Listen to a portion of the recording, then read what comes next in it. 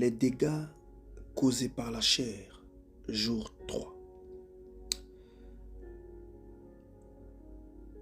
Quand nous lisons notre verset d'ouverture, il y a une profondeur que nous allons partager.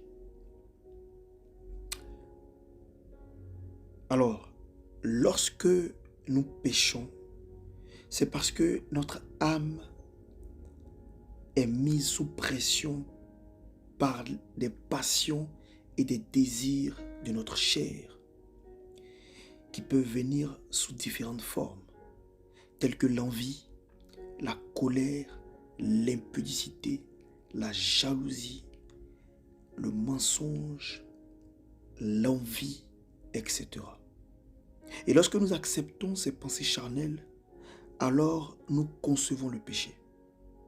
Le péché n'a pas lieu lorsque nous recevons une mauvaise pensée dans notre cœur, mais plutôt lorsque nous l'acceptons.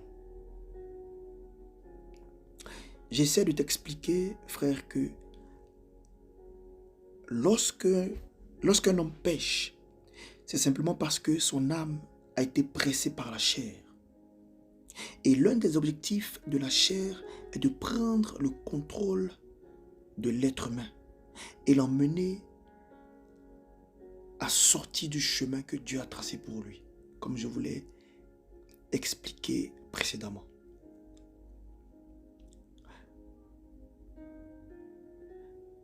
Vu de l'extérieur, on croit que ces dégâts-là sont causés par... Nous voyons que ces dégâts-là sont causés par le corps qui a posé l'acte de péché. Mais vu de l'intérieur, c'est la chair qui a poussé son âme à pécher. L'esprit, quant à lui, ne peut pécher à cause de sa nature divine.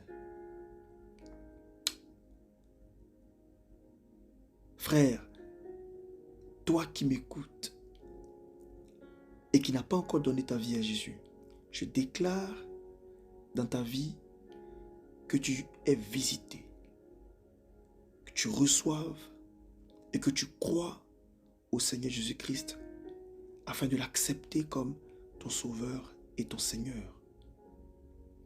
Devenir un avec lui et que tu aies le droit de devenir un enfant de Dieu. Toi qui es chrétien et qui est encore dans ces pratiques charnelles, je déclare que tu prennes conscience de ta nature divine et que tu marches conformément à la parole de Dieu. Au nom de Jésus.